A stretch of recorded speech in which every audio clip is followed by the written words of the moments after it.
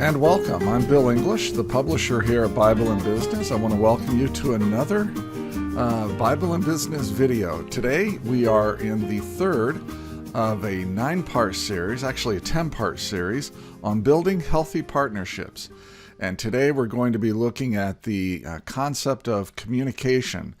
All of this content for this video series comes from my book, A Christian Theology of Business Ownership, an introduction for Christian entrepreneurs on what the Bible has to say about owning a business. Now, this is going to be a pretty high overview of communication, and I'm just going to highlight a few things about communication as it relates to either being in a partnership, considering forming a new partnership, or considering bringing on somebody into an existing partnership. But before we get going too much in that, I'd like to have you just head over to BibleandBusiness.com and take a look at the blogs that I have over there, some of the podcasts that we have, over 200 now podcasts, and some other things from the download section. I think you'll find it interesting and helpful. If you are a Christian business owner, or if you're a Christian who leads in business, you're the person I write for. You're the person that my ministry is about. And so I invite you to head over to BibleandBusiness.com, where we have other resources for you. So today's episode is on communication. So let's dive into that if we can, please. So first of all, there's two parts to communication. One is verbal and one is nonverbal. So one part is verbal and one part is nonverbal.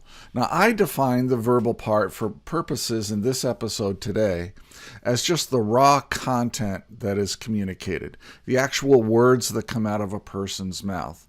Whereas the nonverbal really is the majority of the overall message. That's the attitudes and the emotions, the voice tones, the facial expressions, those kinds of things. Most of the meaning of the message is in the nonverbal, not the verbal. But those are really the two parts to the communication dimensions. And so what you want to understand is that when you combine them both, you get really the full message. You get the content that is created and that is communicated, as well as how it is communicated. So there's the what, the verbal, and then there is the how, the nonverbal. This is what Luke 6:45 says. Let's take a look at this.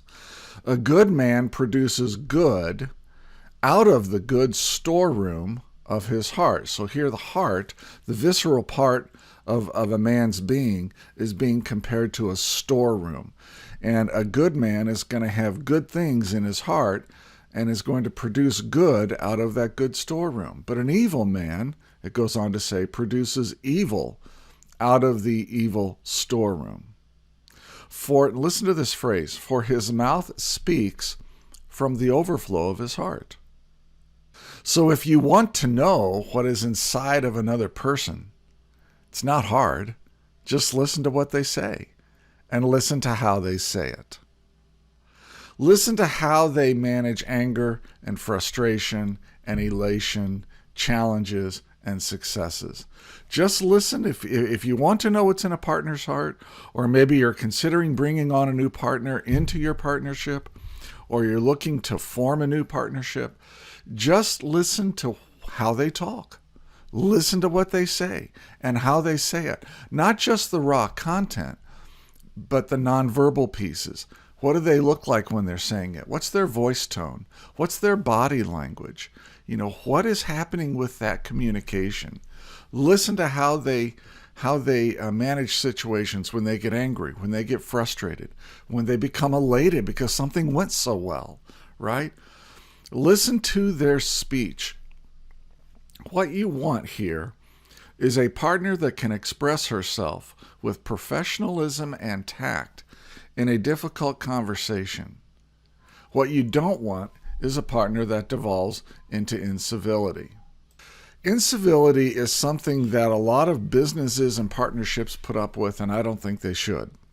Incivility is rudeness. It is being impolite.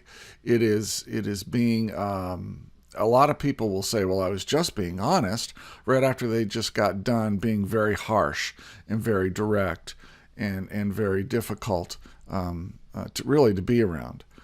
The effects of incivility are going to kill your business. Look at some of these stats, and the reference for these stats is actually in my book. 53% of employees who were surveyed about incivility lost work time worrying about an uncivil incident and future interactions with the person who was really engaging in incivility. 28% lost work time as they tried to avoid that person. 37% reported a weakened sense of commitment to their organization. You know, most people, when they leave a job, they don't leave the job or the company, they leave the manager. And this is part of it. When you have a manager who is uncivil, when you have a manager that is rude, when you have a manager that is harsh, when you have a manager that is just really difficult to be around, that manager's team is going to be a revolving door. I promise you it will be. That manager will lose top talent to another team within your company or to another company altogether. But their commitment, because of the manager, to the organization will also be weakened. 22% reduced their efforts at work. You know, when you're around incivility and rudeness and impoliteness and condescending people, you tend to not want to work as hard for them or with them. 10% decreased the amount of time they spent at work. Almost half thought about changing jobs, which is not a good place for you to be. If you have a partner who is really rude and impolite and incivil, that's going to affect your whole company. And you can count on, at any given time, probably half of your company thinking about leaving. And then not out of that 46, but 12% actually did change jobs. They actually went and found new pastures. That was probably top talent. Most of that 12% was probably top talent. So you really do not want incivility in your organization. Just because they can communicate clearly and you always know what they're thinking, you don't have to worry about what they're thinking, right? You know, boy, something about Joe, you'll never have to wonder what he's thinking. You'll never have to wonder about Joe if he's being honest. You know, none of that really matters if how they communicate pushes people out. It pushes people away, and it creates bad morale and a bad culture in your business. Now, I just want to give you a little bit of a warning here. If you get a chance with either onboarding a partner or starting a new partnership, whatever it is, if you get a chance and your partner is married, spend time with them as a couple. Okay, and look at how he treats his wife. Look at how she treats her husband. This will be a huge indicator as to how he will treat you and others in business. And the reason for that is because of a firm belief that I have. You cannot be one person at home and be another person at work.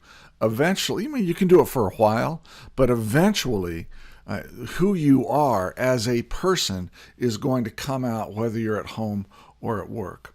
So one of the ways to watch how they handle significant intimate relationships is to see how they handle their spouses. How do they talk to their spouse? What do they talk about? How do they resolve conflict? That kind of thing. So let's just do a quick review of communication here. So today I've talked about making sure that you listen for how your partner communicates, not just the content, but the emotions, the nonverbal piece. Watch that, listen for that, incorporate that, take a look at that. And then understand that the words that come out of their mouth and how those words come out of their mouth is a direct reflection of what is in their heart. And so ask yourself the question, is this a heart that I want to be in business with? That's a really good question to ask yourself. And then finally, by all means, avoid those rude, difficult, impolite, condescending, uncivil partners. They're not worth it. You'll rue the day you got into a business with them. Even if they're highly talented, crazy smart people who are just at the top of their game professionally, you do not want to be in a partnership with them. I promise you, you don't. Now, in our next episode on building healthy partnerships, we're going to look at compatibility, which really has to do with swim lanes and governance. So I hope you'll join me for that. I'm Bill English, the publisher here at Bible and Business. I want to thank you for coming with me today on this journey, and I hope to see you again next time here at Bible and Business. Go out and make it a great day. Take care.